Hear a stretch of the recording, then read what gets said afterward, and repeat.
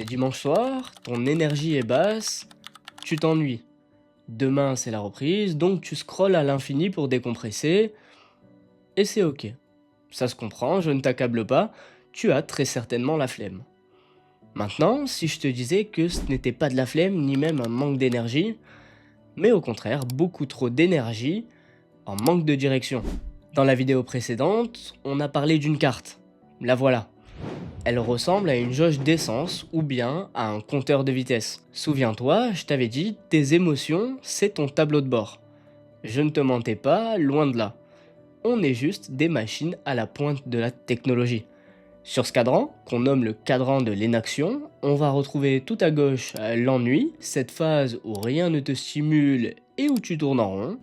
Juste après la bonne anxiété, tu as trouvé une direction, tu as hâte mais tu as encore des doutes. Au centre, l'hormèse, la zone où la contrainte te fait grandir au lieu de te casser. C'est précisément là qu'on veut être. Puis ensuite, ça bascule. La mauvaise anxiété, cette fois la pression te bloque au lieu de te propulser. Tu rumines, tu n'avances plus. Encore un peu plus à droite, la dépression, plus rien n'a de sens, même les choses que tu aimais. Et tout au bout, le burn-out. C'est le corps qui lâche, la panne sèche. À gauche, le manque de stimulation. À droite, l'excès de sollicitation. Et au centre, la zone où l'on grandit.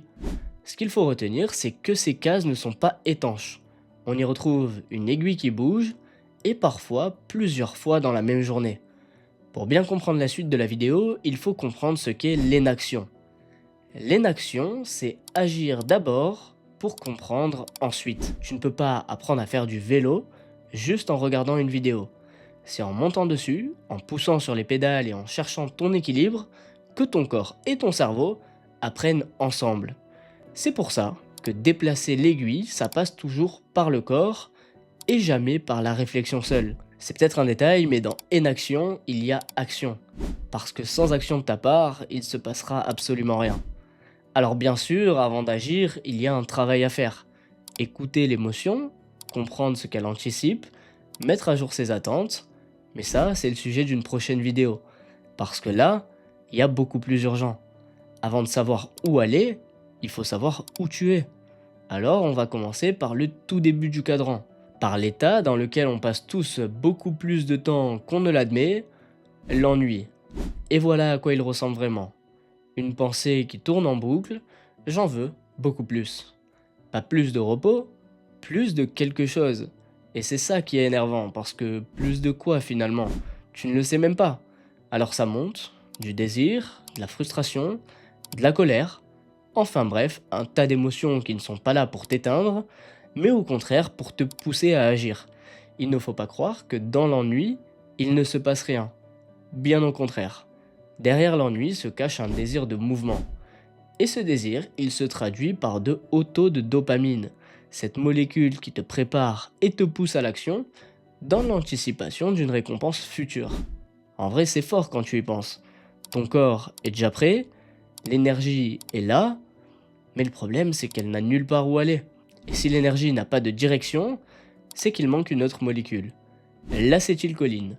C'est elle qui t'oriente, et elle est synonyme de variété. Je m'explique.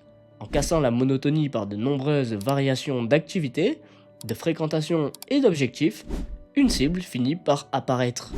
Une cible qui, elle, fait vraiment sens pour toi. Mais pour ça, il faut passer à l'action. Tu ne sortiras pas de l'ennui depuis ton canapé en restant là où tu passes déjà la plupart de tes journées. Il faut bouger physiquement, changer d'environnement, et si possible, pas seul. Parce que quand tu t'ennuies, tu passes déjà beaucoup trop de temps dans ta tête. Mais sortir ne suffit pas. Une balade sans but, c'est de l'agitation. Il faut sortir avec une cible. Et de préférence, une bonne cible. Une montagne, une colline, un col. Peu importe, ce qui compte, c'est que tu vois le sommet dès le départ. Tu sais exactement où tu vas et tu sais quand tu y es arrivé. Ensuite, tu peux t'inscrire à une course. 5 km ou 150 si tu veux faire un ultra trail, on s'en fout. Parce que là, il se passe autre chose. Tu te retrouves au milieu de centaines de personnes, toutes tendues vers le même objectif. Un autre exemple, tu peux décider de battre un record. Le tien de préférence, ton temps sur un parcours que tu connais par cœur, ou ton nombre de pompes. Ici, l'adversaire c'est toi, et la cible est déjà chiffrée. Et là, ce que tu vas sans doute me dire, c'est comment le fait de marcher en montagne va m'aider à trouver ma voie. Eh bien, parce que les idées, elles viennent rarement en restant assis derrière un bureau. Elles viennent dans le mouvement. Parce que c'est à ce moment précis qu'émergent la lucidité et la créativité. Souviens-toi de l'exemple du vélo. Tu ne comprends pas d'abord pour agir ensuite, tu agis et le sens émerge. Et si partir en montagne ou courir 5 km ce n'est pas possible, commence plus petit. Une douche froide chaque matin et tu augmentes un peu le challenge en diminuant la température. Ou bien une séance de sport courte et intense. Le principe reste le même, cumuler des petites victoires. Et chaque victoire déplace un petit peu plus l'aiguille. L'ennui est une interprétation personnelle dans un état d'être dans lequel tu n'arrives plus à donner une direction à ta motivation. Alors augmente le nombre de tentatives, essaie tout ce qui te passe par la tête et laisse s'exprimer ton désir d'agir. Parce que si tu savais déjà ce qui te fait vibrer, tu ne t'ennuierais pas.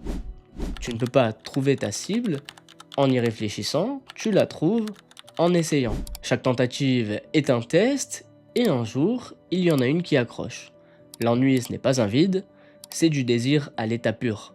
Et le désir, ce n'est pas le plaisir, c'est une tension, quelque chose qui te tire vers ce que tu n'as pas encore. Ce n'est pas un état à fuir, c'est une question qu'on te pose. Qu'est-ce que tu veux vraiment? Et si tu ne l'écoutes pas, elle ne disparaît pas. Une émotion qu'on ignore, ça s'accumule. Et un jour, ça revient sous une forme beaucoup plus lourde. Alors bouge, vise quelque chose, n'importe quoi, mais fais, et tu réajusteras par la suite. Par contre, attention, il y a un piège. À force de courir après une cible, tu peux finir par ne vivre plus que dans le futur. Toujours en train d'attendre la prochaine étape. Alors garde ce mantra en tête. Il n'y a rien que je ne désire plus qu'être ici et maintenant.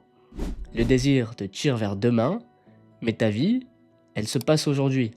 Les deux peuvent cohabiter, et c'est même tout l'enjeu. Une fois que tu as trouvé ta cible, il se passe quelque chose. L'aiguille se décale d'un cran. Tu quittes l'ennui et tu entres dans un état bien plus intéressant.